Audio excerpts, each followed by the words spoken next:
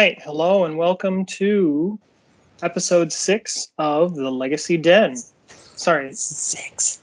That's what I said. Episode 6. That's what I'm saying. We made it to 6. I didn't expect us to get past 3. All right, then. Well, I had a little bit more hope than my co-host, Rob. How are you doing today? I'm doing good. How you doing? And I am, of course, Mason, which I did not even open. You just derailed me. You completely derailed me from my opening. We made it to 6. I thought I said 5 or something. All right. That's like 2 more than 4. That's like 3 more than 3. Ho, ho, ho. Look at Mr. Math over here. All right. Yeah. That's why I play the Storm decks. All right. So you can count. You play Storm. Yeah. Right. What's your drink tonight? So I found this. It's called Echigo Biru. It is apparently Japan's first microbrewery, and it says high quality premium beer, so it must be high quality. If it says it on the can, they wouldn't lie, right? I've actually had that beer before. I'm a really big fan of their ale. I think they have a red ale in like a pink or reddish can. The first time I actually tried that was actually from the town that it's from. They have a onsen out there. It's actually really good stuff. Onsen towns are always fun. What are you drinking? My stomach's been a little bit upset today, so I'm actually just sticking with plain old soda water. You know, riding steady for the evening. The old virgin gin and tonic, eh? Yes. Well, that's the way we got to go tonight. Excellent. So, Rob, what's on your mind tonight? So, I'm really excited about War of the Spark, right? But I heard that they're making a Mythic edition. So, you know what the Mythic edition is, right? It's where Hasbro basically creates a box set and charges out the wazoo for. Yep. So, what they have is, it's like, I think, it's a box of 24 packs. 8 of them are guaranteed to have a Mythic, like, really, really high-value alternate art Planeswalker. Yeah. The ones in the past, I think they were what? Teferi, the 5-mana one. What were some other big ones? Liliana the Last Hope, Dak Faden. Some sort of Sorin somewhere. Not stuck in a wall Sorin, maybe? Sorin, free-wall Sorin? Did you, because I told you about the lore, all of the cards put into the story mode. There's literally a card that has Nahiri saying, how did you get out? Or no, I see you're out of the wall. Yeah. I mean, I'm sorry. Everyone's been waiting for that.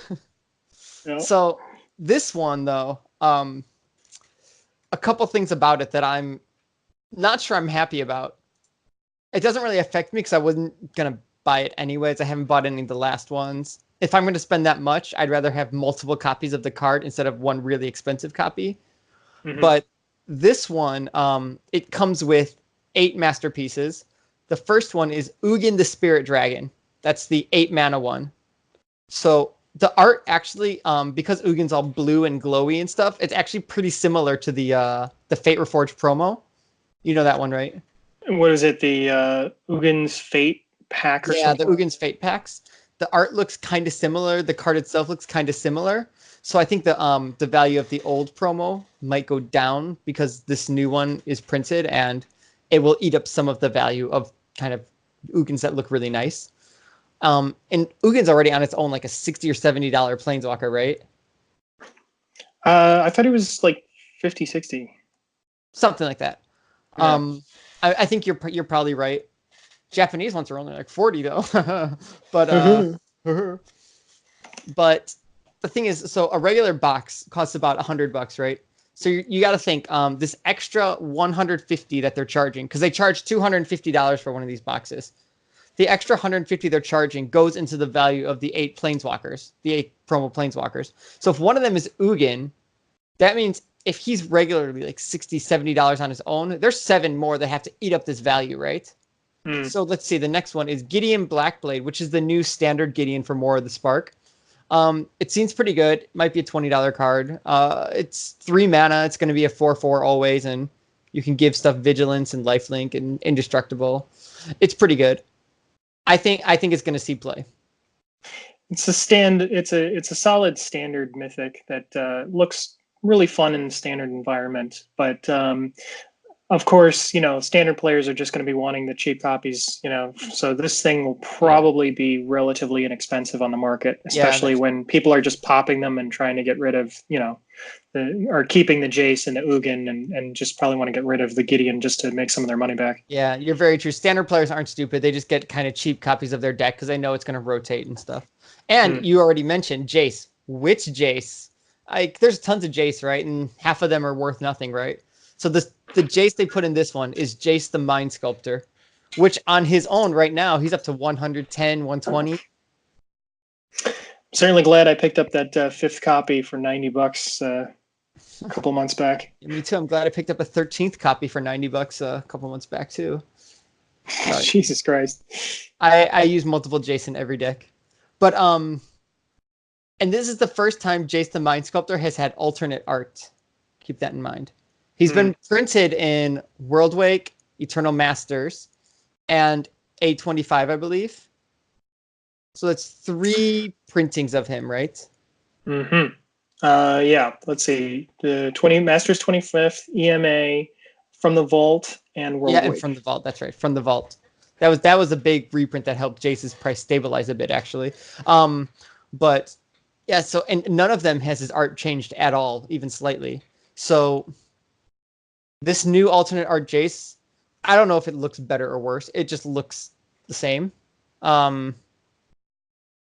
He's kind of cool looking. I think that's the what is it, the Gateway portal or something from the War of the Spark story that's in the background. It is pretty cool, but real talk, Jace on his own is going to be at least $150. Am I right? More than that. Right? Probably. Because right now I'm looking at World Wake Jace, and World Wake Jace is $150. That's for a I non-foil. would easily pay $150, $200 for that. Easy, right? Like I'm gonna ballpark it at like at least $250. Right? I would imagine that the cap of $250 is probably fairly reasonable, especially if they're not printing 20,000 but only 12,000. Yeah, exactly right. And there's a few more: Garruk, Apex Predator, Nahiri, Sarkhan, Unbroken. Nicol Bolas Dragon God is the new Nicol Bolas from the War of the Spark. Mm-hmm. But really, like, there is an insane amount of value in these walkers. And 1, 2, 3, 4, 5, 6. I only see 6 on the page, though. Is there more that I'm missing? Oh no, wait, yeah, 8. Yeah. So the thing that I don't get is they could just make a ton of money if they just said, we're going to print 50,000 of these. 50,000 of these would probably be sold. If not, someone's going to buy them. Like $250. There's no way that people are going to be like, I get Jace, Ugin, all those other guys, and I get an entire box, and it's $250. Of course, people are going to pay for it, right? So even if 50,000 people would buy it, but it's limited to 12,000. So there's one of two things that's going to happen. You're going to be one of the lucky ones to get it at $250, in which case, congrats, you made your money, or you're going to have to buy it from someone who got it and is going to sell it for at least double the value. Double the value or even sit on it. I mean, to be quite honest, with Jace the Mind Sculptor, the regular copy of Jace the Mind Sculptor sitting at, like, what is the cheapest version? The cheapest version is Probably 100. From the vault is $130. The cheapest is regular Eternal Masters at 120 currently on Goldfish. Yeah. So, like, even basically right off the bat, the floor of this is a $70 Ugin and $120 Jace. Exactly, right there, there's already more than the value there.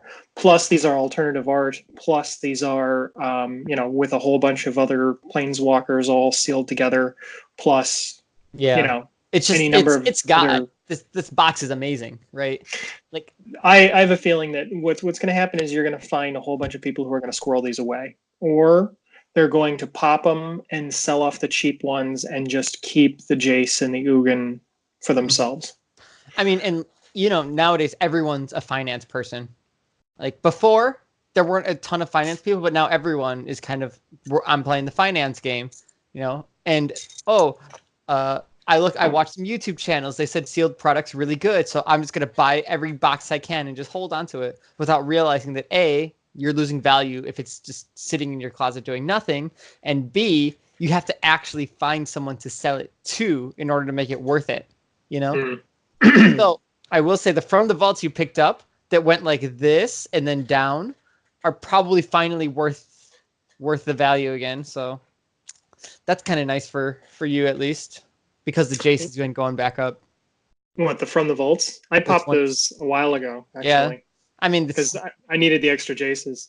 worth it at this point with all the other stuff that you got in the box too. So that's what I'm saying. Yeah. Anyway, I have a hard time thinking that people are not going to just squirrel this away just Oh because yeah, I don't see any reason not to. Like, if you're getting this for $250, you could turn it around for probably $500 easy. And if you decide that you are more than happy to just let that $250 sit there, like if you can wait a couple of years, you could easily then sell it for $1,000 or whatever later on down the line. But yeah, this is all nutso. So I guess the question that we have to ask ourselves, and the question that's burning in my mind, is if the last ones were print runs of 20,000, yeah. what's their incentive to only print 12,000 this time around? Because we know for a fact, like, this, compared to the past ones, this one's going to just sell like gangbusters. This one's just going to be out the door before they even I mean, say the finish the past word ones go. also really sold quickly, especially the one with Teferi and Dak Faden and stuff. Like, they all sold really quickly. Even the Ravnica Allegiance one, which wasn't that good, to be honest. I think it had like Tameo was all right or something, but it wasn't Yeah, that good. the last one wasn't that great. But what do you think the reasoning is behind lowering the print run? I have no idea. Maybe to You have just no idea. make everything seem more valuable than it is. I I mean, I which it think will be. I Any think that ideas? so one of the things that every single time I read articles about the reserve list and getting rid of the reserve list is the Wizards of the Coast people talk about the collectors. The silent majority collectors that are people who go out and they want to collect every single type of card. They want to have one of every single thing, and they don't play the game at all, but they just keep all of their cards locked up in plastic and keep it in a safe place and never show it to anyone or anything like that. And the only explanation I could think of, because of course if they printed 20,000 of them, they would just make even more money. So why wouldn't they make that? The only reason I can think of would be the collectors. Like, they want to make these to be super primo, very very hard to That's find true. cards. These are going to And be very premium. it could be that they may try to do like a secondary print run later on down the road, or something else, just to make the collectors froth at the mouth. Because as a player, like, I have 5 Jaces. I don't need any more Jaces. I have no intention of playing a deck that has Ugin, and all of the rest of the walkers are meh to me.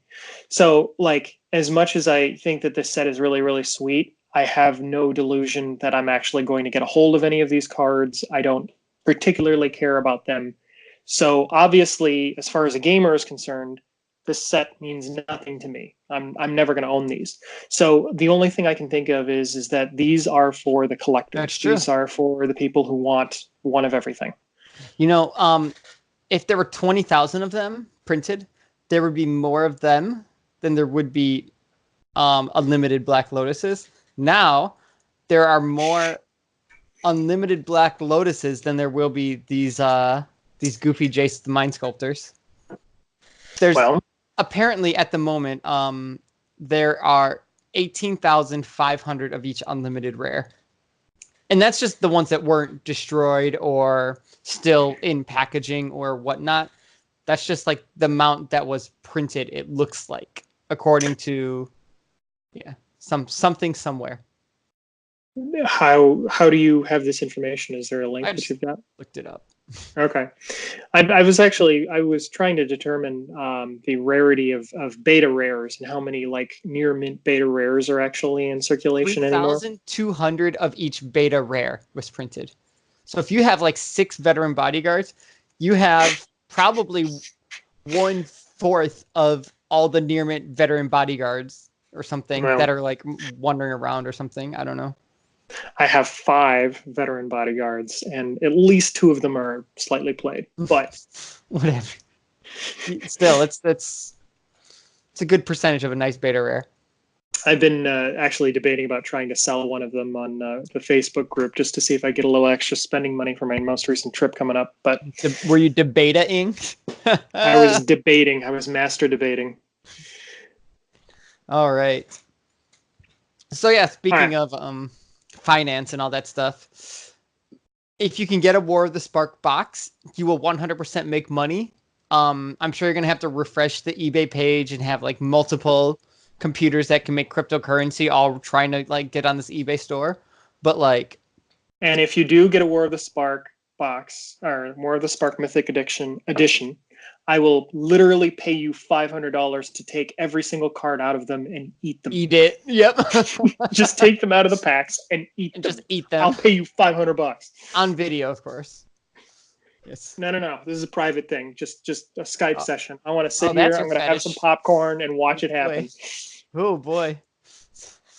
It's going to All be right. like that Wu-Tang Clan album. It's only for me. It's only for me. Great. Jeans around the ankles. Let's do it. Okay. Next up is, so speaking of finance, we're finance guys because in the sense that we want to get the most for our money and we want to not make stupid purchases, right? Like that's kind of where we are in finance. Know how much your stuff is. So one thing, as someone who follows, the NTG stocks and goldfish prices, TCG, whatever, there's something that's been around for a few years. It's called the Saffron Olive effect. For those who don't know who he is a MTG personality. Have you watched any of his videos, Mason? I have, and he always opens every single video the exact same way, and his voice makes me want to kill myself. I think he's all right. He's not a bad guy. I got nothing I think against he's all him. right. Actually, I built the doubling season Planeswalker deck in Modern because I watched him stream it, and I'm like, I have to play this. I might win 1 in every 3 tournament matches, or 1 in every 4 tournament matches. But man, is it going to be amazing! And it was amazing for a bit. So whenever he plays a deck and he posts that video up, and it's kind of got like this goofy jank combo or something, or it just looks fun, like he's just having a ball doing it, and he goes 5-0 or something. Those pieces in that deck will spike. People will just immediately go out and just buy a ton of copies of that. I think half of them are like, oh, I want to play the deck, I want to try it. And the other half are, well, no, I'm not going to say half and half. I'm going to say some of them are like, oh, I want to go out and buy it immediately. Some of them, the feeling of missing out, right? It's FOMO effect, yeah. FOMO. This deck could be the next best Modern deck, so therefore I must have a play set of these cards, so I'm going to run out and go buy them right now. Yep. And invariably, it always makes some stupid jank card jump to ungodly amounts of money for no particular reason. Yep. So, and then once you buy the cards, then you can say no FOMO. All right. No homo? No FOMO? Okay, whatever. That was a stupid joke. I'm going to edit that out. All right. So a card called Celestial Kirin. It's from one of the Kamigawa sets. I'm going to say it the American way. I can say it the Japanese way. But then I'm going to have to say Celestiaru. And that's not going to be Celestiaru Kirin. So Celestial Kirin. So it's a legendary Kirin Spirit. Flying 3/3 for 2 white, 2 colorless. Whenever you play a spirit or arcane spell, destroy all permanents with that spell's converted mana cost. So this was a bulk rare for how many years does this chart go back? Forever. It's a bulk rare. But Just a bulk rare. it's a bulk rare. But in War of the Spark, this card Ugin's Conjurant. It's X. It's like a worse endless one. It's X enters the battlefield with X 1/1 counters on it. If damage would be dealt to it while it has a 1/1 counter, prevent the damage and remove that many 1/1 counters from it. So if you make it a 5/5 and someone bolts it, it becomes a 2/2. It's not a good card, but it's a spirit, and you can cast it for 0. So what you do is you cast this for 0, and then you Celestial Kirin will destroy all lands. So, and then if you're sitting there with like a Crucible, or you have like Life from the Loams and you have Mana Dorks or whatever, then you can take advantage of this, and just your opponent can't do anything; they lose. It still seems like a pretty janky combo. Like, yeah, that's the word for it. It's jank, right? And we know what jank is, right? Jank is bank. Jank is bank. Yeah, if you can get in on it. Like if you have a bunch of Celestial Kirins and you're just like, oh, someone's buying them for $10, sure, sell them, and someone buys them, you win. I don't care that it says $18 on that stock. It's jank. Jank always gets people going, oh, I love it. It's so cool. It's fun. And then they play it in a tournament and they get destroyed by Tron. The deck that it's supposed to beat.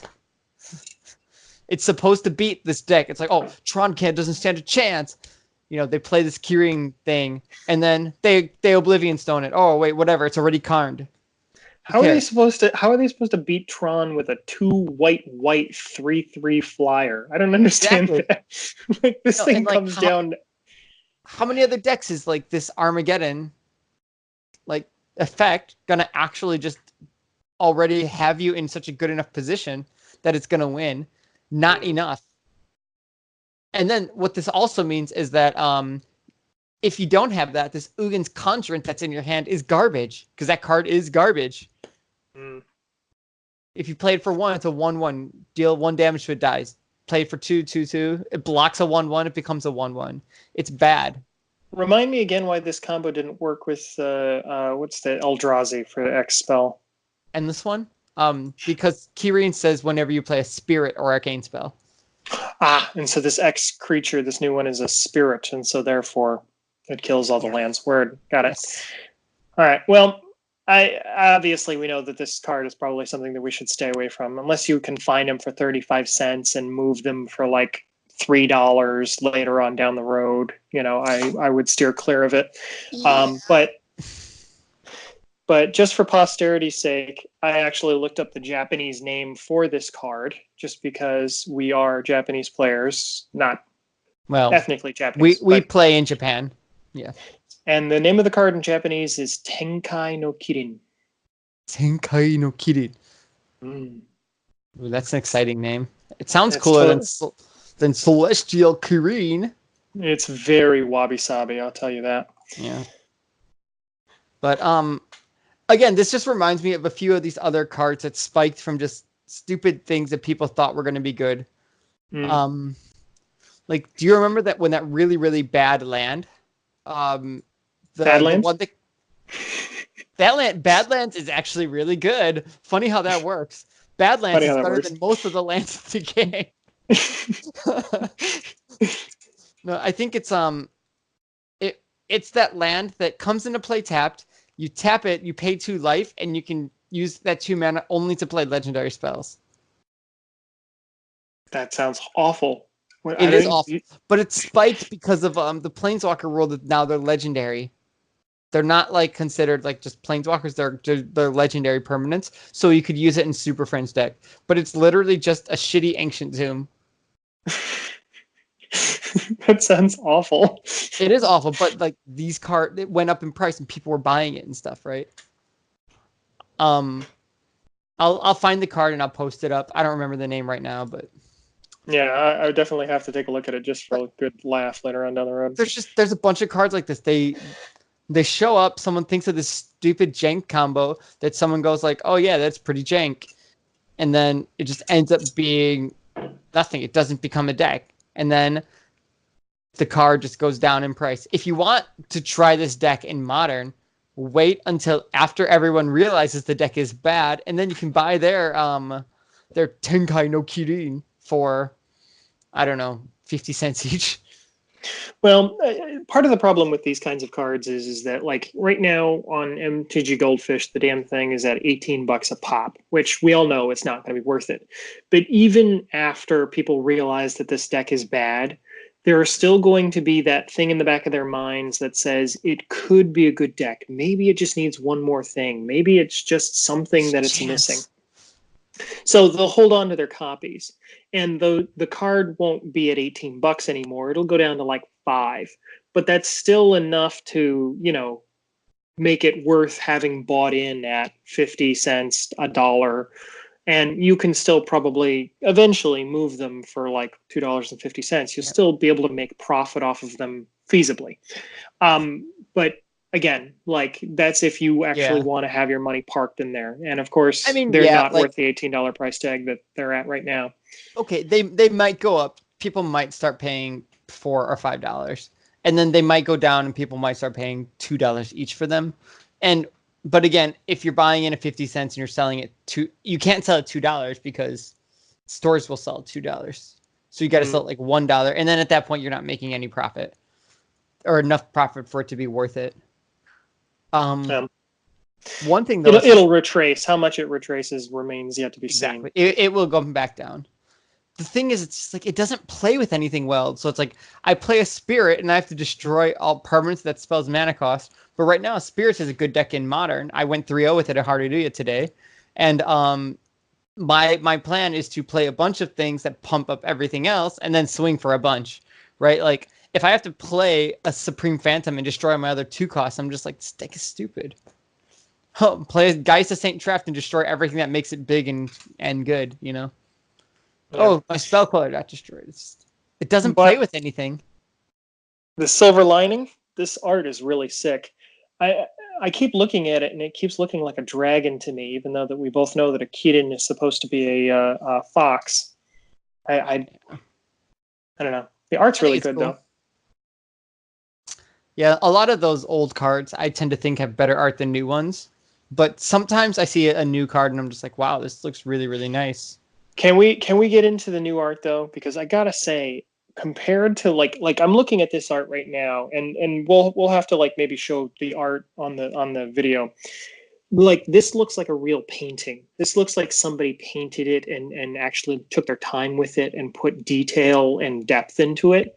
Whereas like the new art from the most recent sets just looks so comic booky. It looks so slapped together.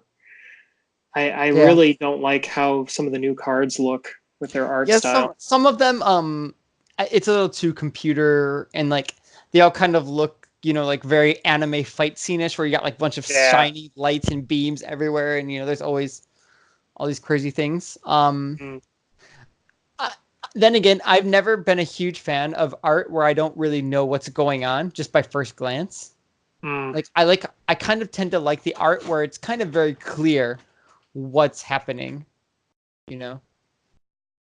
like I guess some examples are like survival of the fittest. Like I can clearly picture that art without even thinking about it, right?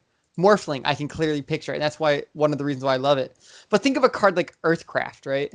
Where just like some like people just going like this and like some beams, and you don't really know what's going on or who's doing what. Like those are the arts that I tend to just not really care too much or think about. Like even old Force of Will is just like, like it just doesn't really, it doesn't really spark joy in me, It doesn't really War of the Spark joy. Wait, so you don't like the original Force of Will art, or? No, I love the new one though, because the new one is very, very like, I am stopping your shit without paying any mana. The old one is just like, Frah. I'm not gonna lie, I like the old art from Force of Will. I like the new art from Force of Will too. But one of the things that I like about the art in Force of Will is the fact that it shows wrenching emotion. you get the idea of what's happening with the look on the face of the guy. I'm actually going to pull it up right now. Yeah, I mean, like I'll put it on the video. I always do. But or even something like Mana Confluence. I'm looking at this and like, can you picture the Mana Confluence art? You know, like Mana it's just like Confluence, like all of the it's what is just it? like Because it's various different like waterfalls all coming together, isn't it? yeah, right. But like I don't really know like what's going on, kind of. And so like it looks like I know that I look at the art and I'm like, oh, that's Mana Confluence, but I don't look at it and go like, oh man, like I love it. I'm trying to think of some of the most because it's Ravnica Alliance and Ravnica uh, the newest sets that I've really noticed the art just suddenly look really just hollow. It doesn't feel like it has any gravity to it. Like, and I can't give you a good example card right now, but I mean, like I can look at Narset's Reversal. Just like it's just very generic.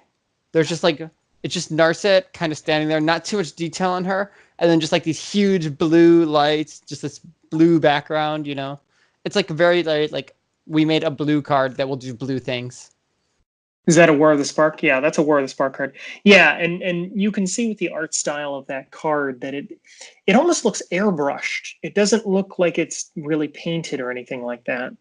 I mean, Um, it's a fine picture, but it's just very generic is kind of the thing. So I don't hate it, but I'm not like, oh my god, this is like really good art. So, but I think we're getting off topic. yeah, I mean we're veering way off topic, but like there's something about the newest art that's just been really turning me off. All right, so Saffron Olive, he makes cards go crazy. Don't buy into the hype. Yep, Moving on. don't buy that. Don't buy that there, stuff. there are cards that you should try to make decks around, and that is not one of them. So. Yep. All right. So the next thing that we were going to talk about today is we were going to talk about some of the best legacy creatures and just kind of give our list of 10 creatures that we kind of put together 5 minutes before having this podcast. 10 minutes. Okay. All right. Fine. 10 minutes. 10 10 minutes. I'll give you that much dignity. So we both kind of threw together a list of 5, and we kind of argued back and forth to make sure that our lists didn't overlap. So Rob, why don't you give your favorite of the 5 that you picked? My favorite of the 5. And then I'll give you my favorite of the 5 I picked, and we'll just kind All of right, go we'll back start and with forth. favorite and then do least favorite. All right. Okay. All right. Sure. So my favorite of the 5. So I think these are cards that really influences how Legacy is played, and how like without these cards, the format as it is would be very different. And the first card on my list is Snapcaster Mage. Snapcaster Mage, all blue decks that play the control game, but also kind of want to play the long game. The Snapcaster does everything. It's the body that you need to swing for 2 to get that damage in. It's the blocker you need to save your Jace. It's the thing that will punch Jace in the face for 2. It'll find you that Brainstorm. It'll get you that extra Swords to Plowshares to keep you alive. Snapcaster really does everything. And when you're looking at your opponent's mana, you have to look, okay, what can they do? And can they still do Snapcaster something? Because that can just ruin your plan completely. So I love Snapcaster. The card is amazingly fun. It shouldn't have been printed. A lot of these cards probably shouldn't have been printed, is kind of how I feel. It's a little too good for what it does. But I really love the feeling of casting Snap and flashing back something that's really good. Because sometimes you just need to cast a Ponder. Sometimes you need to Swords their guy. Sometimes you have 7 mana and Snapcaster Force of Will is actually the best thing you can do, and that wins you the game. It's so versatile, and the only times it's really a completely dead draw is stuff like Rest in Peace in play or whatever. But the only other times is when you actually are just sitting there with too many Snapcasters. I already have 3 Snapcasters and you draw your 4th. It's like, oh, that sucks. But like, really, aside from that, it's really hard for Snapcaster to just be a completely terrible card, right? Hmm. I'm going to jump in just a little bit on this argument and just say that I honestly don't think that Snapcaster is a broken card. I don't think he shouldn't have been printed. I think that he's a perfectly balanced card. And I don't think nobody's ever called for, we got to ban Snapcaster Mage. Because Snapcaster everyone Mage. loves playing Snapcaster Mage. No. I don't think that's it at all. Because the thing with Snapcaster Mage is that he has a very, very unique effect, and all of these creatures on our list all have a very unique effect. What's good about Snapcaster Mage is that he basically gives you card advantage, and I don't mean just snapping back a cantrip or anything like that. What he does is the card permits you to make use of your graveyard in a very, very balanced way. Your opponent can interact with it. Your using of it is basically making a resource out of something that's supposedly already spent and used up. I'm gonna jump in. And One thing that you're mentioning about that is about him getting card advantage is it's a 2-for-1. Like no matter what, if Snapcaster resolves, you're doing a spell, and that spell will do something. You're 2-for-1ing is provided you have the mana, and that is huge in a game where sometimes your resources are just so tight, like 1-in-1.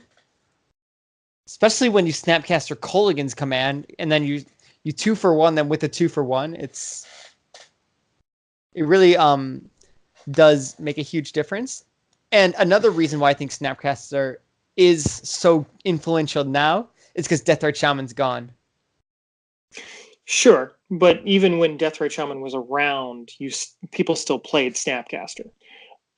Part of what's great about Snapcaster is that he makes those cards in the yard that otherwise would not be used. You get to use them again, and that's where the card advantage comes from. It's true. He is a body in and of himself, which means that you can win the game by killing your opponent with him. He is a body that your opponent may just immediately react and just go like, nope, whatever the Snapcaster is snapping back, I don't care. I'm going to stop that Snapcaster Mage. And while you're right, drawing 4 Snapcaster Mages, he's a blue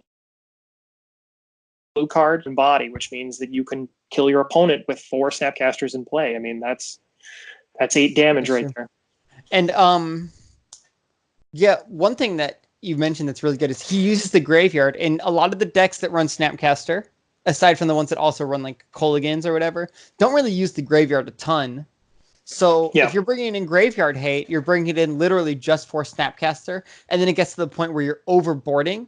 So a lot of decks like, Miracles or Stoneblade, you tend to just be able to use it, and if they bring in like graveyard hate, like they're almost disadvantaging themselves. Because it's card disadvantage, yes. They have this dead card in their hand, except for when you cast this, and even so, Snapcaster still resolves, right? Like, I actually played a Miracles Mirror at one point, and my opponent brought in Rest in Peace. I was on Accumulated Knowledge, and I had 3 Snapcasters, and he played Rest in Peace, and then he also later on played some Snapcasters, and I was absolutely flabbergasted that he would play such a pointless spell. To me, I thought that the Rest in Peace was just a waste of a slot. And it is. Eventually, the entire game went down to the point where we were just trying to grind out card advantage, and he had a counterbalance in play. And finally, I just slammed a Monastery Mentor, and he flipped the top card of his counterbalance, and it was a Teferi. And so he goes Resolve. And I went AK, cycle a card, brainstorm, ponder, and I literally just accumulated a whole bunch of tokens, and his next draw was going to be a Teferi, which was not going to stop 8 tokens from just coming right at him. And had that Rest in Peace been anything else, he might have actually been able to win the game. But and anytime, I will say, if I'm playing a blue control deck, and I have Rest in Peace, anytime I feel like every single time I've brought in Rest in Peace, and it's not like this wins the game or this severely disadvantages my opponent, I actually lose because there are times when I have the Snapcaster and I'm like, I really want to play something every Could have time. snapped a swords. I could have snapped a swords. Why did I play Rest in Every Peace? time. It happened also in Vintage when I was playing against a survival deck. They're sitting there going, whatever, like, I'll discard this Basking Root while it still gets played because, whatever. Or they're just straight up just cast Leovold and stuff. And I'm sitting there with like a Snapcaster and like looking at, the red bolts that I could have had or the Source of Plowshares that are in my exile zone because I have this stupid Rest in Peace in play when I could have just had like a Tormod's Crypt that would have been just as good and let me have my stuff. It happens a lot, actually. So, I Yep. I hate Nambos, like things that don't synergize well with each other. Like that when my own stuff messes me up. Yeah. This is exactly why Miracles does not play Rest in Peace. It's just not. It's not good in that deck. Not good. All right. Let's move on to my number one pick. My number one pick is, of course, Big Daddy Grizzlebrand. And I have a question for you. Yes. Do you have time to talk about our Lord and Savior Grizzlebrand? I have about 7 life worth of time, I guess. So you wish to pay 7 life and gain 7 cards worth of knowledge. I do. Tell me 7 interesting things. Okay, so whereas I don't think Snapcaster was a mistake, Grizzlebrand was indubitably a mistake.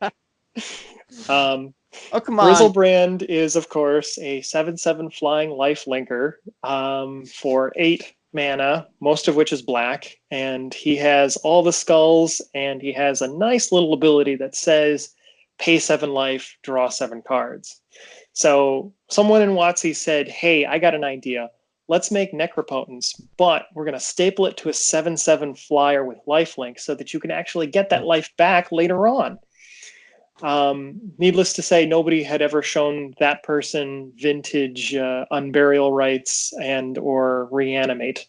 So or Academy Rector with Yawgmoth's Bargain. Did they not play during Urza's Destiny? Yawgmoth's Bargain was banned day 1. Well, I always laugh because I think that card right now in Vintage, it's unbanned, and yet nobody's playing that damn thing. Grizzlebrand? No. Yawgmoth's Bargain.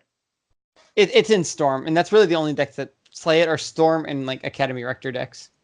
But it's unrestricted, isn't it? They're not playing 4. Maybe 1 or 2. I don't know. I don't know. It's not a again, 4. I'm not a it's 6 It's 6 mana though, and any copy after the first is useless. So yeah. I'm a big fan of Tinfin's decks, and I've been playing Tinfin Storm, which literally just puts Grizzlebrand into play as fast as possible. And then rather than passing the turn and trying to just beat to death with a 7/7, you draw 14 cards, 21 if you've gotten the attack in, and you use that to just storm. You basically just do a lethal Tendrils of Agony that turn, which is loads of fun, even when it fizzles sometimes. And it will fizzle from time to time. But the key card in that deck is by far Entomb, because I've done some Maniac plays where I've had double Dark Ritual, 2 Entombs, and literally and a Past in Flames, and you basically ritual, you Entomb for the Unburial Rights, and then Entomb for the Grizzlebrand, and then you Past in Flames, and then you Unburial Rights your Grizzlebrand and just put them right back into play. And it's actually a lot of fun. Anyway, card is stupid. Probably may get banned from at some point, but until then, I will be dirtling with him as much as possible. Yeah. Grizzlebrand, like, he just has such a huge effect on the format. Like, Sneak and Show was kind of a thing. There were always big dudes and big Eldrazi. Well, not always, but ever since, Zendikar days, there were big things. But Grizzlebrand just blows them all out of the water. Like, there's just nothing even comes close to how good a Grizzlebrand is. Like, Grizzlebrand is why Reanimator is scary, because they can do everything, get this big guy into play, and even if you kill it in response, draw a new hand. It is like Grizzlebrand would still be played. Keep this in mind. If it said, go down to 1 life, draw 7 cards. It would still see play. Yeah, it would still see play, but If like Grizzlebrand was never that would printed, definitely hamstring some of the decks that play it. oh yeah, like you'd have to be a lot smarter. But like it would still see play in more, like fragile, like haha, turn 1, do everything decks, but still like. Yeah. But that's how good the effect is. It's just drawing 7 cards, With when you have a reanimate body that literally permits you to draw enough cards so that you can get another thing reanimated, where you can get another creature into play, that's the problem. That's the tipping point for Reanimator that makes the deck just a little bit too strong. And to be quite honest, it loses oftentimes to a Force of Will or a Surgical or a Tormod. Oh yeah, there's plenty of things beat the unfair decks, and that's kind of why the unfair decks at the moment, if they're not too unfair, are great for the format. Like Reanimate is fine, but the fact that Reanimate wouldn't exist without Grizzlebrand. Grizzlebrand is the main target in just about every single deck. Even when I played goofy Necrotic Ooze decks and stuff, really, you get Grizzlebrand and then you draw a ton of cards, so you can just do whatever you want anyways. It doesn't matter how you kill them. When you're just drawing 13 cards, you do whatever you want. So yeah, Grizzlebrand is Grizzlebrand's a huge player in Legacy, I think. All right. So what's your least favorite of the 5 that you picked, Rob? Thought-Knot Seer. Thought-Knot Seer, yes. Okay. So Eldrazi is a deck right now. And Eldrazi wouldn't be a deck if it weren't for how good Thought-Knot Seer is. Thought-Knot Seer is everything. It's 4 mana, which in their deck means it's 2 mana. It's 2 lands worth of mana in their deck, right? Because either they have Eye of Ugin and any of the following. Like they just need 2 of any of the following, like 1 Eye of Ugin and Ancient Tomb, City of Traders, or Eldrazi Temple, or 2 of any of those combined, and you get a turn 2 Thought-Knot Seer. It exiles the card from your hand. It doesn't discard it, exiles. So it's just gone forever. And not only that, when it dies, you don't get that card back. And that's what really bugs me about it is if they exile, like, oh, I Thought-Knot Seer turn 2, whatever, you exile my True Name Nemesis, fine. I Source of Plowshares, get it back. That'd be one thing. But no, it doesn't work like that. And the even more annoying part about it is why it's so good is so you've been in this situation. You play white, blue. They Thought-Knot Seer. You have a Source of Plowshares in your hand. All right, trigger on the stack. Sword's your guy, right? You draw the card. So now you don't get to draw the card after their effect. You draw the card and then they get to see. And maybe you drew exactly what you needed, and they're just like, oh, good, that's gone. Like it's the old what's the white black card? Tidehollow Sculler. Yeah, the old Tidehollow Sculler trick, where if you basically look at you put it into play and you look at your opponent and you go trigger, and if they decide to kill it in response, now their card that is gone forever. Is gone forever. And it's almost more profitable to do that simply because you have no idea if you're going to get the removal to get rid of Thought-Knot Seer, because Thought-Knot Seer is a 4/4 and the Tidehollow Sculler is a 2/2. Straight up. Yeah. I've gone over my theories with the original with the Eldrazi's, the colorless requirement, and how that's not a requirement, and that was supposed to make them fair, when in actuality all it did was just make them incredibly OP. I personally think that the Eldrazi deck would make a lot more sense if Thought-Knot Seer was a black card, and Reality Smasher was green. Yep, because that's how they feel. It's exactly their color flavors, and the deck would still work because they would have Cavern of Souls, and it would still function, but they wouldn't necessarily get them out so quickly. Because even if you're using Cavern of Souls in order to cast a Thought-Knot Seer, you still have to have 2 other lands to get up to the 4 mana, because the Cavern only gets 1 mana. The way I see it, if they really want to make the colors thing a disadvantage, then why not have it be, like colorless mana, colorless mana, colorless mana, colorless mana? Then you can't use any colored mana for it. And then it's kind of like, oh, well, Now I can kind of see why it's a disadvantage because it doesn't mix well with other things. Mm. But still, like, because of how easy it is to get colorless mana and magic, it's not a disadvantage. In fact, it's an advantage. And so it's pretty well costed, even if it was 4 mana regularly. And its colorless mana is essentially doubled in Legacy because of things like Ancient Tomb, City of Traders, Eldrazi Temple, whatever. And Eye of Ugin. Monolith. And Eye of Ugin, like, why were they... Like, Eye of Ugin is just... That is just insane. Because especially when it's just like turn 1, like sculptor, whatever. Like the mimic, and then you're just like Thought-Knot's here, tick 8. Yeah.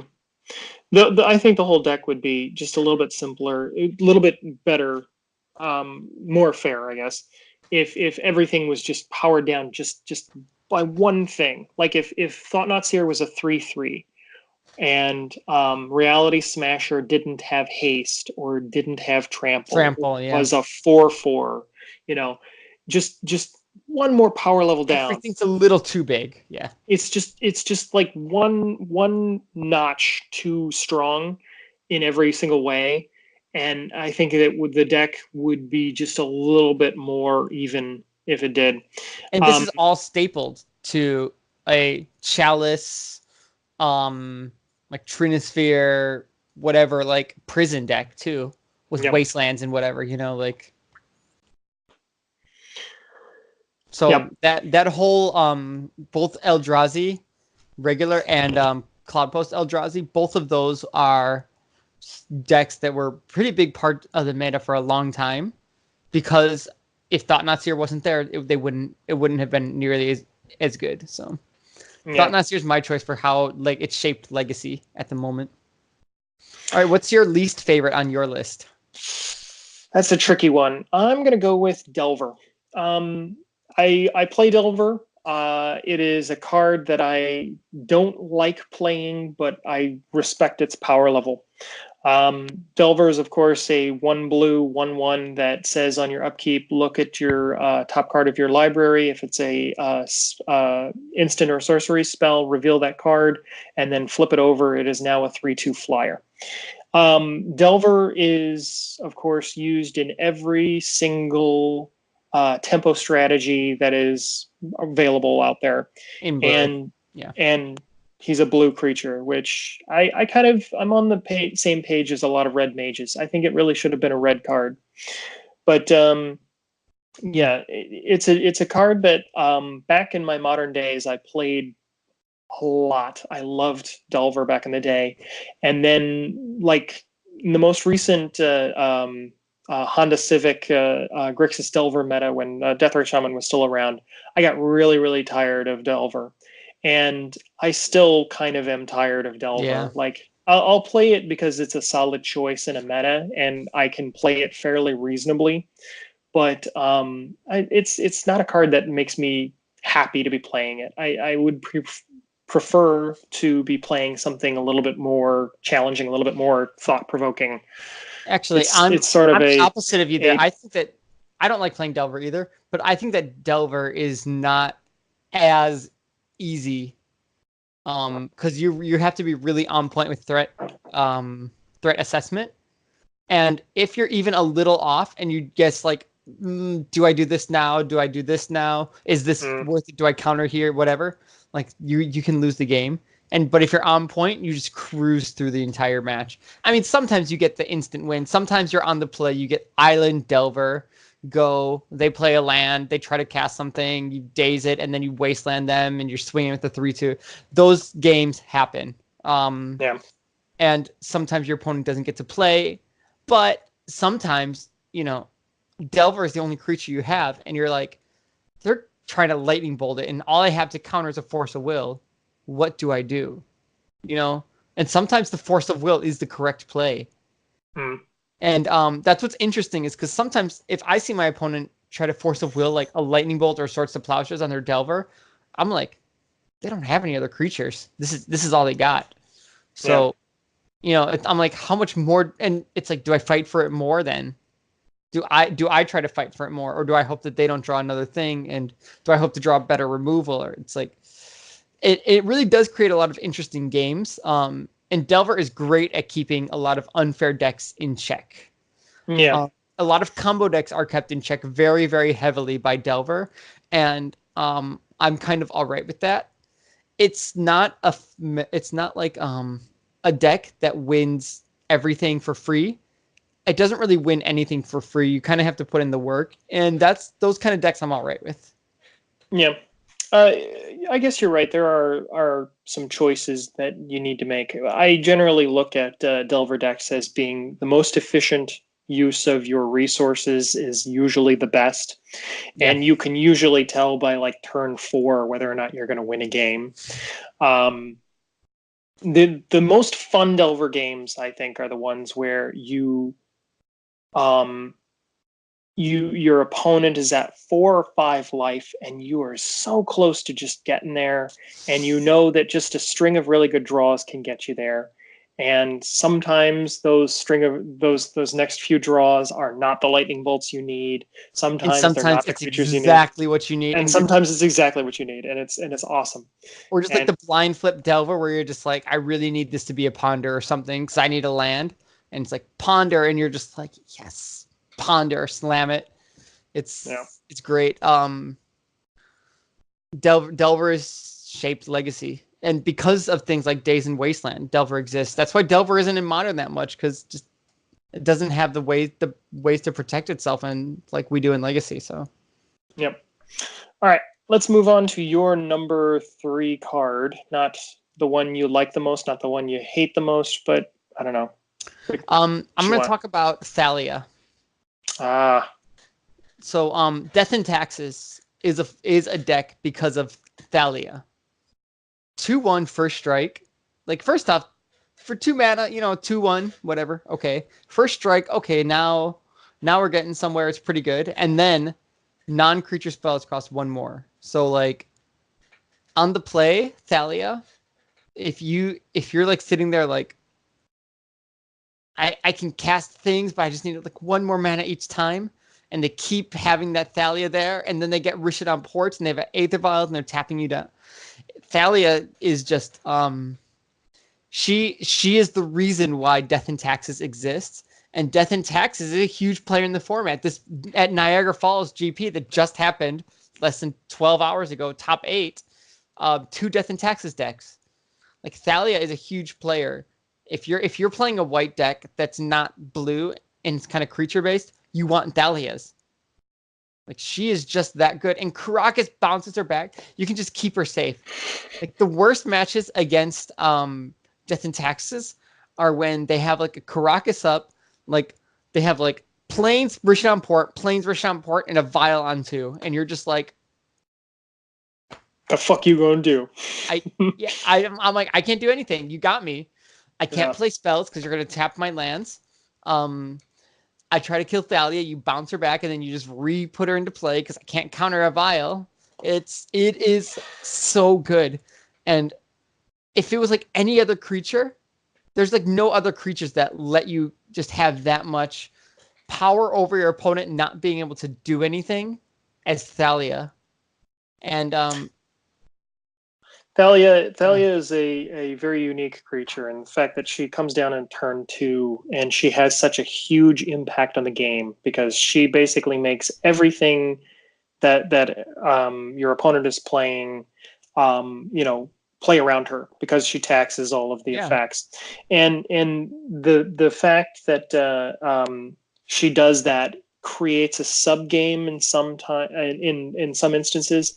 But it also sometimes doesn't create a sub game. And it very much changes how you decide what you're going to play next. Because you're like, well, now that a Brainstorm is 2 mana, is it worth it to pay 4 mana for Snapcaster Brain? It's like how you use your mana very, very much changes.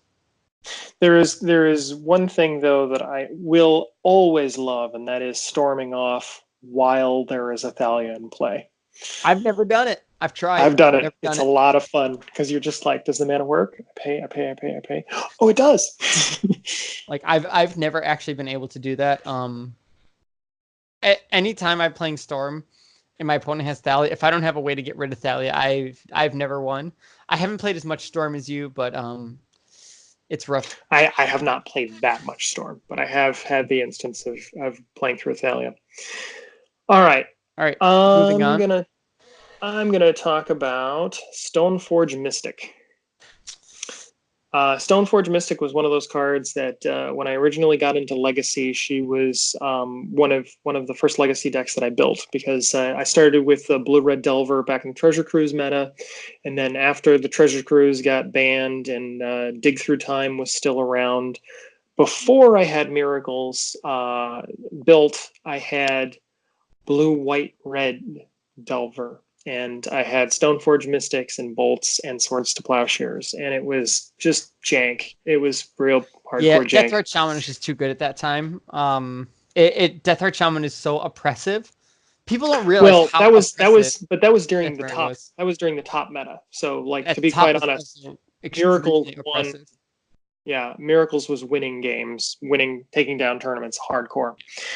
But yeah, I liked playing Stoneforge Mystic. I just sort of I still look at it and I just like, why isn't it available in Modern? It's not that powerful of an effect. But then Like, sometimes it is though. Like it really sometimes is just like your opponent is just like, I have to force a will this. I cannot let this resolve. If I think the thing about the Stoneforge Mystic is it's not just that it takes a few turns. It's that it's so flexible after you untap with it. If you untap with the Stoneforge and you still have like the Batter Skull in your hand, it is so flexible. Like I just play a land, pass. I hold up the mana. Do I need to counter something important? Great. End of your turn? No? Okay. Oh, you tried to do something? Okay. Put the Batter Skull in. It's and if unanswered, that's it. Stoneforge, I think people are really underestimating how difficult it is to deal with a Stoneforge that you've untapped with. well, I think that there are many different ways in which you can deal with the Stoneforge. Oh yeah. In and of herself, she's card advantage, which is always good and incredibly useful. And I do love seeing her in Death and Taxes, especially with like Flicker Wisp effects. I like it with Recruiter and other ways in which you can utilize her abilities. Yeah, and then if you find your own Manriki Gusari, you can kill all your opponent's stuff and then just go nuts with GTs and sort of fire and ices. I don't think anybody has played Manriki Gusari in a long time. The Cavern of Souls Brightling guy played Manriki Gusari against me. Get out. He did. And I was sitting there holding a GT forever. Finally I found the disenchant and killed the Manriki and then GT'd and attacked with TNN and won, but like still. I'm not gonna play my GT, you're just gonna kill it. Oh yeah, that's exactly how it was. But no, it wasn't GT, it was Batterskull, but like still, same thing. No, I mean I was like, finally, kill that Batterskull, equip Batterskull, it's TNN, swing for 7, lifelink. This is my swing with the Vigilance TNN because I don't have to tap it. Just slide it back and forth across the table. Just slide it back and forth. Like these are how the next 3 turns are gonna go. Yeah. But getting back to my point, Stoneforge Mystic is it's a perfect mid-range card, is what it is, because it is dealable. You can bolt the Stoneforge Mystic and make sure that the Batter Skull doesn't come down. You can use any number of discard cards to take the Batter Skull out of their hand, and then they're just stuck with a 1/2 white creature. Use the old Vendilion Clique trick. Yeah. Activate Stoneforge, Clique to the bottom. Yeah. Well, and trust me, like you want them to clique it, because if they make you discard it, then you're like really up shit creek. But yeah, it's a very good mid-range card. It can apply pressure on your opponent when you want it, or you can just kind of keep your counters and keep your Swords to Plowshares up and hold her for when you really want her. Like Stoneforge is really good right now. It's really popular, and I personally think Stoneforge is great. I think it's a great card. Loads of fun. Barrel full of monkeys, full of fun. Barrel full of monkeys, barrel full of equipment. Yeah. So Stoneforge is great, and a lot of white decks are using Stoneforge. Death and Taxes and blue-white control. They're pretty much opposite ends of the spectrum in types of decks, and they're Yeah. both using the same card because it's so flexible. You know, I love Stoneforge. Yep. Love that card. All right, next on my list, I'm gonna talk about Gurmag Angler. Zombie fish. The zombie fish. So, wait, what? Just a vanilla creature's got no ability? All right. Really, so right when Fatal Push was printed, everyone was going nuts. You remember that, right? Everyone's like, Mm-hmm. "Your Goyf dead. I don't have to bolt it. Just one black mana, it's dead." Because for people who weren't playing before then or weren't playing Legacy for a really long time, before Fatal Push, we had I believe it's called Disfigure, which was one black for -2/-2. Mm-hmm. And yeah, I could I kill a still Snapcaster, have a could kill a box full of them. Sleek, could kill Stoneforge, could kind of kill a lot of the important things. Could not kill Tarmogoyf. That was a big one. So Tarmogoyf decks were everywhere. Everyone was running Goyfs because, you had Goyfs and, Death Rights and whatever. It could kill Delver, but just when your opponent is sitting there on like 3 or 4 color control, and then they slam that Goyf, and you're sitting there with Disfigure, you feel like an idiot. Fatal Push pretty much takes care of all of this. Mm-hmm. And it's now being able to kill the things that it wouldn't have been able to kill before, like Thought-Knots here, the stuff that got printed afterwards even. Yep. And it's so Zombie Fish came at a time when Fatal Push was really popular. And so what people started doing is they're holding up copies of Fatal Push, and then your opponent just goes like, 1 black mana, exile these 6 cards that I'm never going to use again, 5/5. And you're like, that's a big body. And the thing is, I had a Goyf. My Goyf was a 5/6.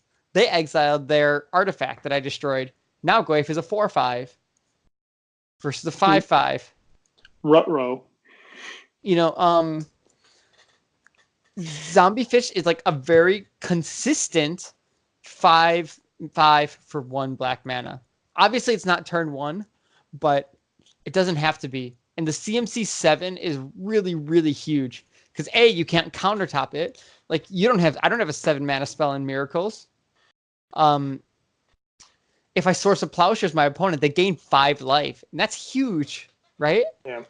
I was thinking Terminus is what? It's a 6 mana spell. That's right. Yeah.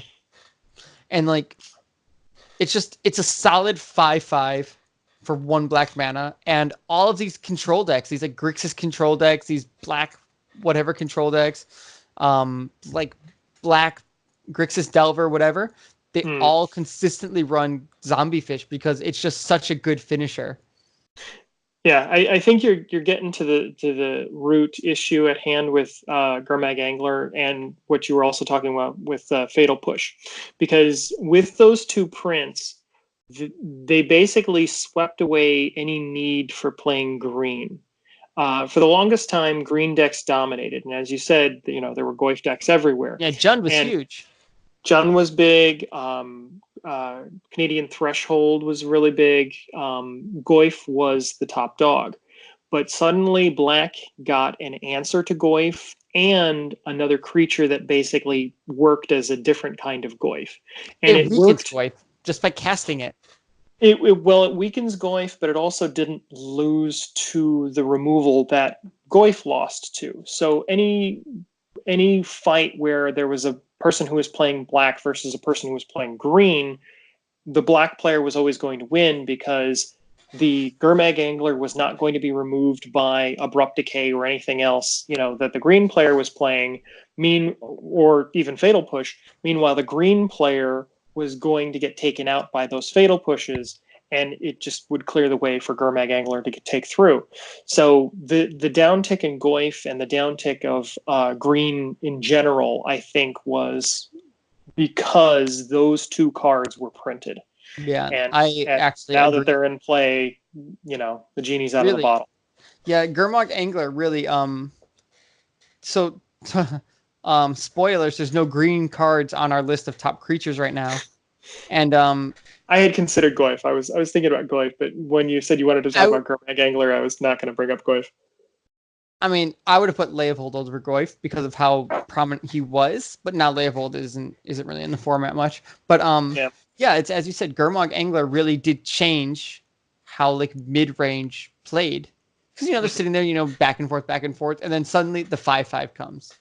Yeah, a Like 5/5 that you cast off of one land is incredibly powerful. Because especially in those kind of situations, you're sitting there, it's like I don't want to use all my resources to get a big creature into play, but 1 mana is nothing. I mean, so I really do think that Gurmag Angler is huge, and it is a big player in Legacy right now. So that's why it's on my list of top 10 at the moment.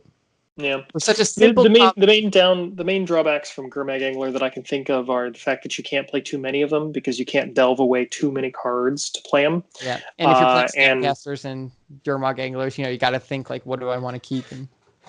and Gurmag Angler also kind of loses to bounce effects. So -1 Jace bounce your Gurmag Angler can sometimes just keep that thing at bay long enough that they can't cast it That's anymore. true. Spoilers, But everything loses to Jace. everything loses to Jace. Yeah. All right, what's next on your list? Number My 4 last, on your list. I'm going to save the best for last, and I'm going to talk about Young Pyromancer right now. Young Pyromancer is, of course, a 1 and a red for a 2/1 human wizard, I believe, off the top of my head. Yep, I believe so. You can call me later on that and tell me whether or not I'm right. And every single time you play an instant or sorcery spell, you get to make a 1/1 elemental red token. He is a very, very good mid-range card because he Human basically human shaman. shaman. Ah, get stuffed me. All right. He basically turns all of your cantrips and extraneous spells into creatures and can run away with the game if your opponent has no way of removing him. Always best when you untap with him more than anything else. Otherwise, he dies to removal. So Yeah. And one great part about Young Pyro is that a lot of decks don't run board wipes, really. Either they're hoping to just get in there and not let you get to that point, or they're a deck that doesn't care about that. But really, not a ton of decks, main deck, run crazy board wipes unless you're, miracles. And even so, the problem with that is if you're miracling a Terminus to get rid of Young Pyro and a bunch of tokens, really, Young Pyro and a bunch of tokens is just one creature. It was originally just the Young Pyro, right? So with just the one creature's worth of card cost, like you've sat there and accumulated just a bunch of other creatures. And the advantage is nuts from that when it just keeps building. Like yep, young Peasy. Young Peasy, he's nice and easy. Nice and easy. Makes the wins nice and easy. And a great thing about him is when you're using him, your opponent tries to remove him, and you have things like dazes and force of wills. And you're just like, I just want to get rid of them before they make too many tokens because I can't, live that long. And it's like, try to kill him with like daze token. You're like, or try to do this thing and force a will token. It's sometimes just a single Young Pyro. Really, it lets you just sit there with one creature, and your army gets bigger without investing anything into just this one creature, without investing more cards, because you're usually just cantripping or using your cards to do things. So yeah, oftentimes like the best situations when you're dealing with Young Pyro is when your opponent has like 2/1s and stuff like that your tokens are going to trade profitably with. But then of course the feel bads are when your opponent has like a 2/2 or something else that basically just will block your tokens all day long, and you just are going to lose value. yeah, And so it's good in situations, and it's also bad in situations, and it's pretty much a crapshoot. I mean, Young Pyro's always been around. There's never a time that I don't think, nobody in this room has Young Pyros. Yeah. So someone's always got them. Someone's always going to be running a Delver Young Pyro deck. And really, at 2 mana, it does so much. And that's kind of the thing. 2 mana. Like 2 mana.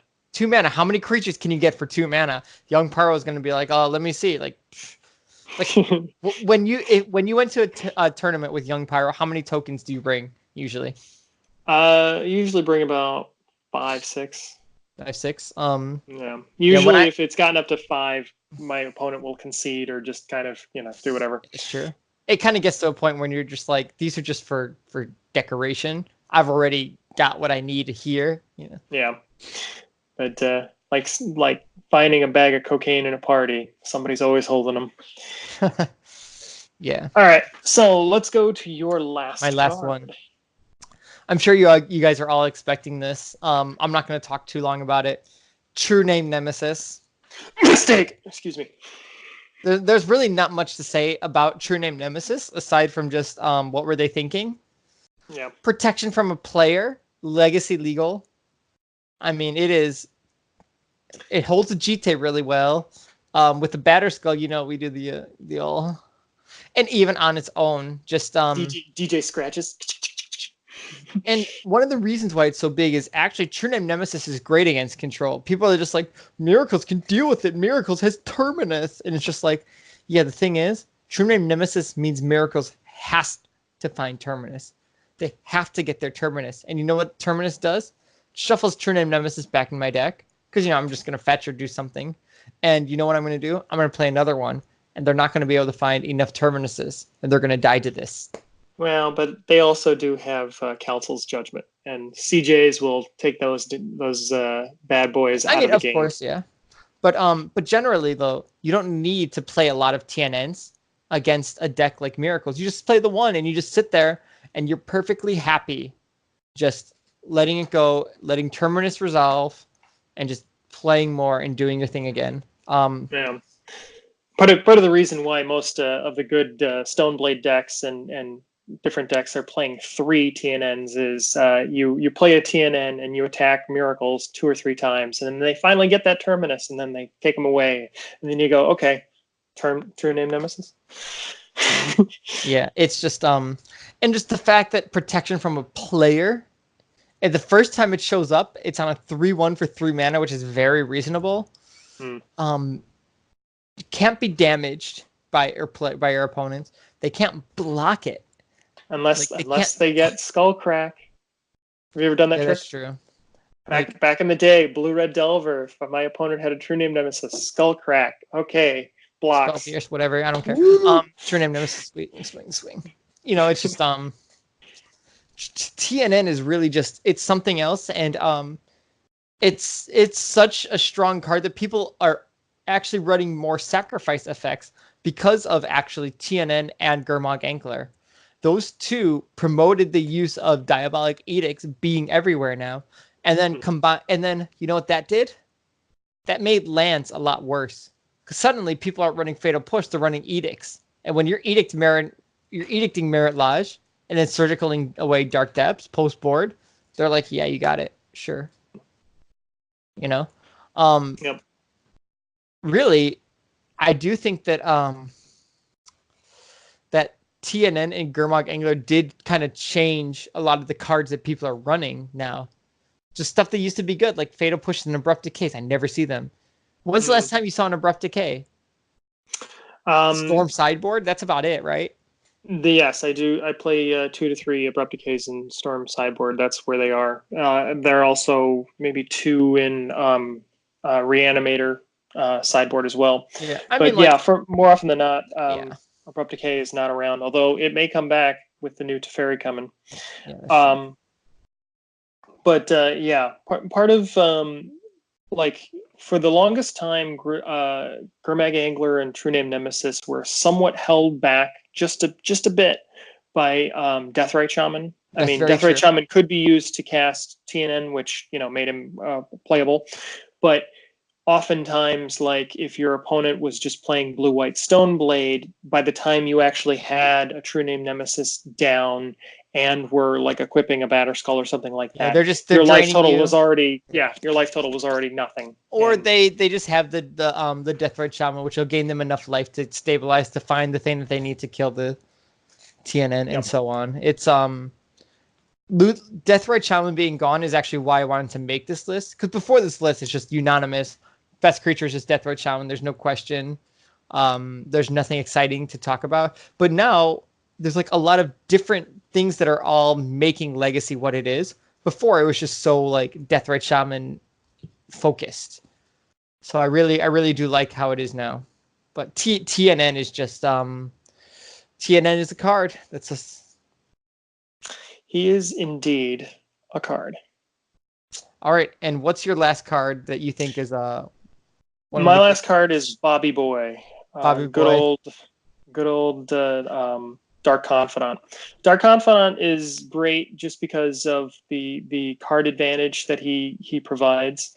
I really do think that he fits in a myriad of different decks, control decks or combo decks or tempo decks. He's very simple effect, 1 and a black for a 2/1 wizard. Basically at the beginning of your upkeep, flip over the top card of your library, you lose life equal to the CMC, put it in your hand. Very, very simple, very good, and something that sees play in Vintage, in Modern, in Legacy, in any kind of format that he's available. There is, of course, the drawback. You never want to flip like a Force of Will or a Gurmag Angler. And so there is some building restrictions, but if you know how to play well enough and you know how to play with him well enough, you will get the card advantage you need to take your opponent out. Yeah. And burying your opponent in CA is really good. Yeah, there's a few cards on this list. Young Pyro, Bob, Stoneforge Mystic, among them, that are the type of creatures that you have to kill them as soon as possible, because the longer they're there, the worse it's going to get for you. If you can't deal with them now, you're going to have a hell of a time dealing with them when they have many, many more cards. You know, it's like, even if they were like, oh, I only have 2 lands, well, Bob's going to find them another one. You know, you really, really got to deal with it right away. And especially because Turbo Depths is a thing now. And even just like Storm Sideboard or just any kind of deck that just wants to get a little bit of advantage. 2 mana, Bob. You're just like, shoot, I'm here prepping for like this anti-creature deck or doing all this other stuff. Do I use this edict on the Bob and let you merit Lodge? Or Bob is scary. It changes what you're gonna do the next turn. The Dark Depths combo uses it to a great effect, especially because they're running so many lands and so many cheap spells like Pithing Needle and Sylvan Scrying. And the fact that they run more creatures now helps with all edict effects. Like, it's really tough to edict away their Merit Lege when they have Vampire Hexmage or a Sylvan Safekeeper in play. That's true. It's but Bob gets out of control. Bob is always a reasonable card to play. There are times in which he's not going to be played a whole lot of, but that I think that has to do with the fact that people are not inventive enough to use him right. If you have a good idea for a deck, he can definitely help. Yeah, I did actually run a brew a while back. It was like, I'm gonna say, just here's my idea. I started out with 4 Bobs and 4 Mentors, and I'm like, all right, I'm gonna make a deck. It's gonna be Esper, and just throw in 4 Ponders, 4 Brainstorms, a couple Source of Plowshares, and some other. And I don't think I ran Force of Wills, but I ran stuff like, just whatever, like Edicts, and maybe a couple Planeswalkers. It did all right. I think I went 3-0 in the tournament, and then I was like, great, I did it. Take the deck apart immediately. Bob is right now, I'm going to use the word underrated. He's not super played, but Bob is always scary. Indeed. So that's our top 10 list. We'll review them. It's not in any order, because there's no point in doing order, because, no, I don't think Stoneforge Mystic is better than Snapcaster. Stoneforge Mystic should be 8. No, none of that. So the 5 cards I had were Snapcaster, Thought Not Seer, Thalia, Gurmag Angler, and True Name Nemesis. And I had Grizzlebrand, Delver, Young Pyromancer, Stoneforge Mystic Bob. So Maybe two of those were flipped, but anyway. so those are what we think are 10 of the greatest creatures or most influential creatures that shaped current Legacy, how it is today. So Yep. And if you would like to refute our comments, by all means, post your comment below. yes, and check us out on Twitter at, well, I guess my Twitter at Arcana Heart Nana, and Mason Twitter if you want. What is my Twitter? I don't even know what my handle was off the top of my head. Mason doesn't Twitter, so do not. Yeah, Mason doesn't find do Mason Twitter. But Oh, so at Arid Mason. I haven't Arid changed it in a Mason. while. All right. I need to change that. All right. So take care. Sayonara. Sayonara, Rob.